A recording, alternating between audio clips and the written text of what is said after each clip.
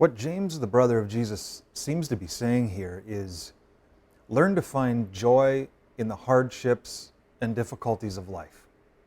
Not because you find pleasure in the pain or the trial itself, but because of what these hardships are producing in your life, if you let them.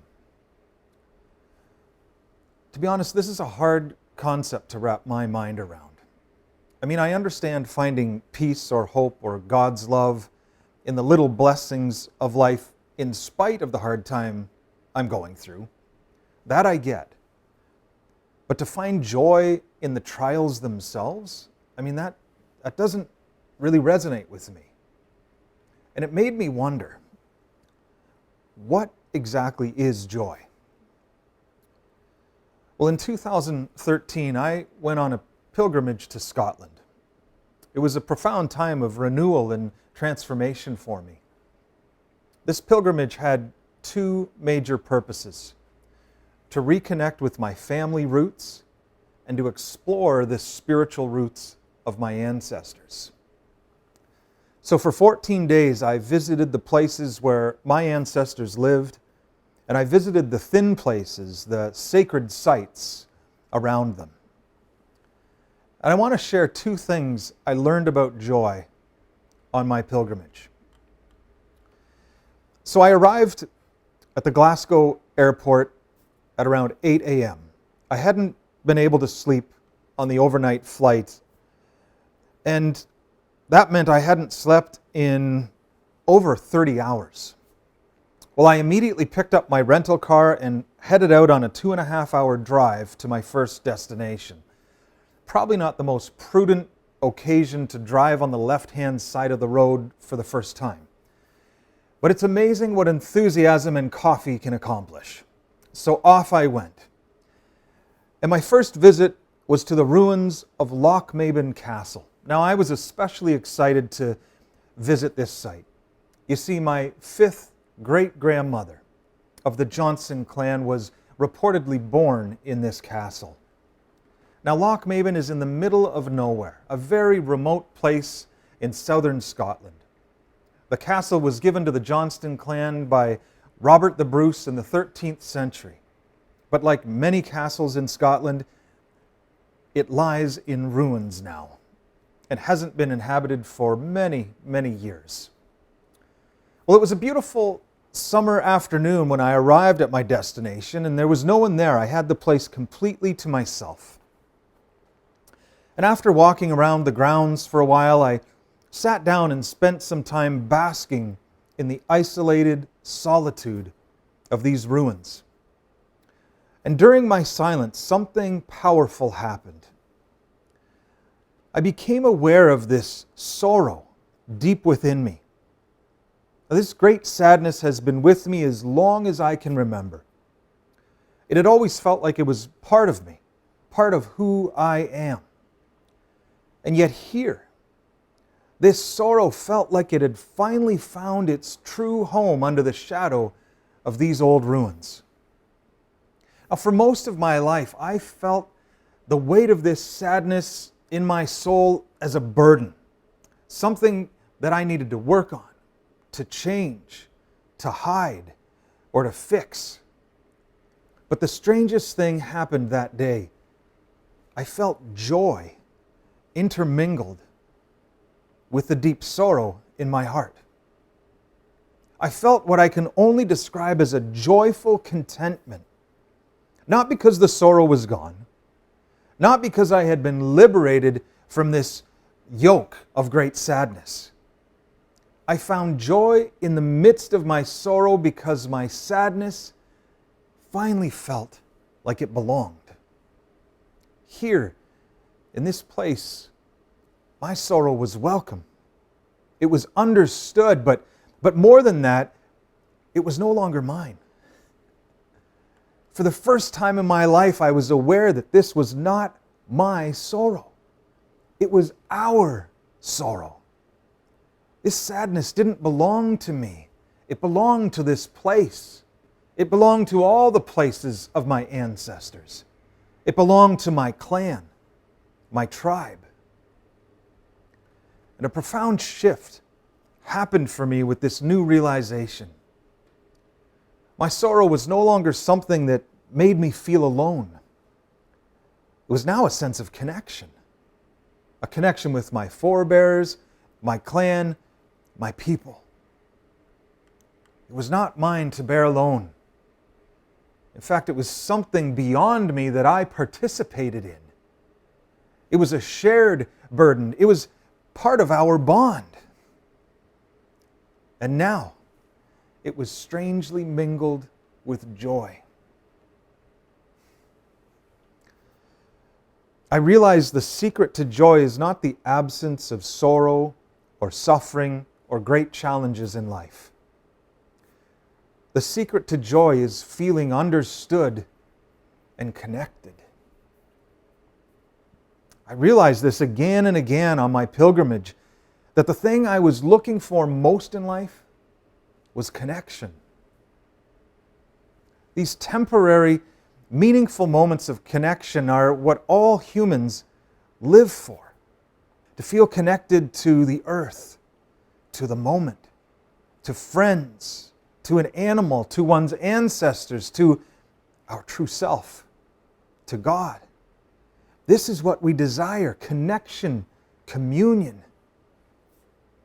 This is why I was visiting the places of my ancestors, to feel connected to them.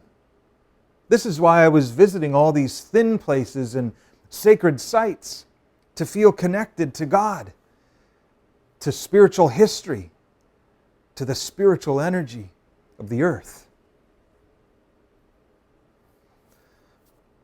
The next day I drove to Whithorn.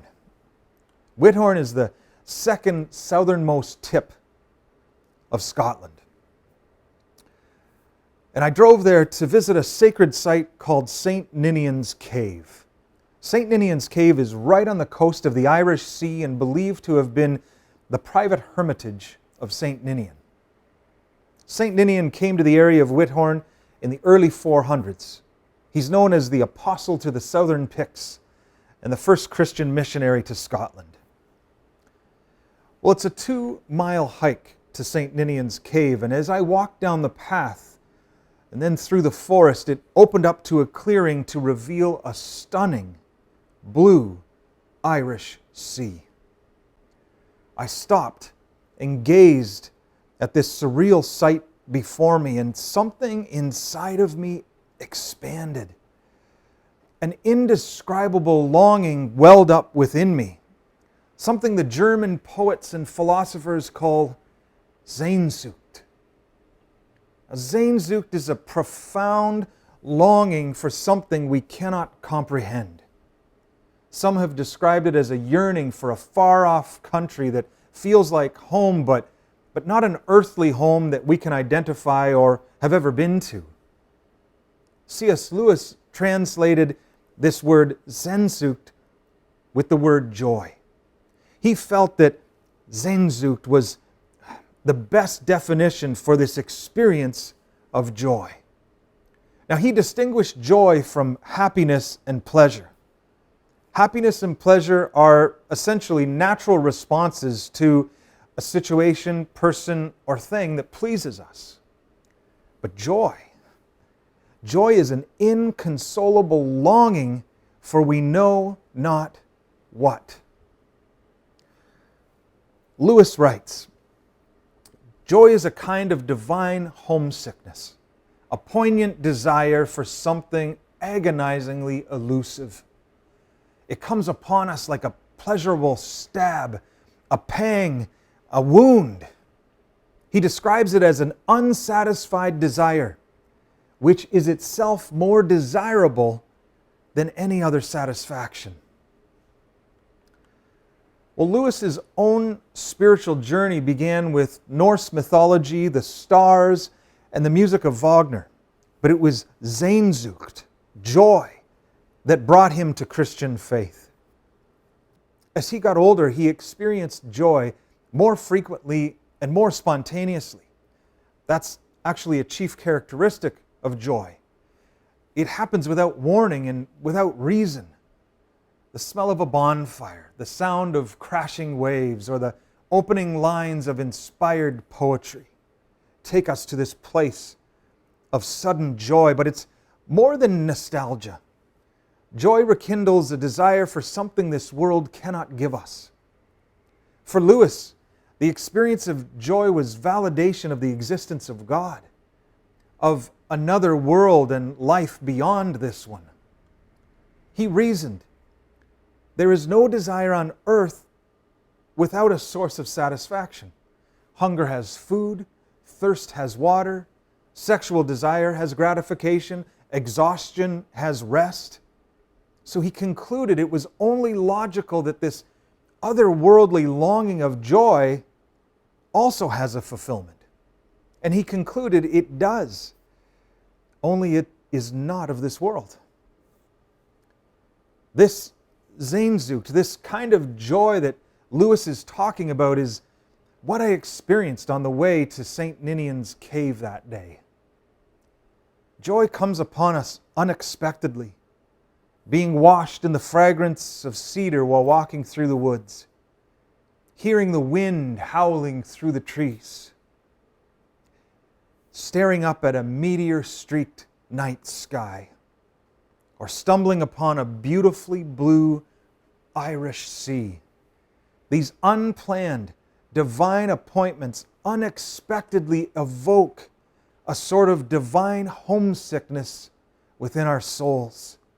Like a bittersweet epiphany of emotion, it brings a double-edged realization that my life is both precious because it's so fleeting, and at the same time, my life is so much more than this temporary, material existence. Well, I continued on to St. Ninian's cave, where I had hoped to experience the divine in a new and perhaps uniquely powerful way. Well, the cave turned out to be a little disappointing, to be honest. It was just a cave, and not much of a cave at that. But as I turned my gaze back towards the sapphire blue Irish sea, my homesickness, my divine longing returned. I felt so full, yet so empty at the same time. This was the pure joy that C.S. Lewis and James were describing. When I realized in that moment that these experiences of Sehnsucht, these moments of joy are perhaps my deepest connection with God. Perhaps this powerful inner longing for communion with the divine is my communion with God. I'm not sure if this has been helpful for you, but I invite you to reflect on this. Joy is a paradoxical longing that is both unfulfilled yet profoundly fulfilling. This is a strange understanding of joy, but it seems to fit with what James was talking about in our opening scripture passage. Find joy in trials and hard times because there's something deeper at work in your life than you are currently aware of. So let it do its work. And as you do this, you will be surprised by joy in the most trivial, mundane, and even painful situations. This Advent, I encourage you to find this strange joy, not in getting what you want, but in the longing for we know not what.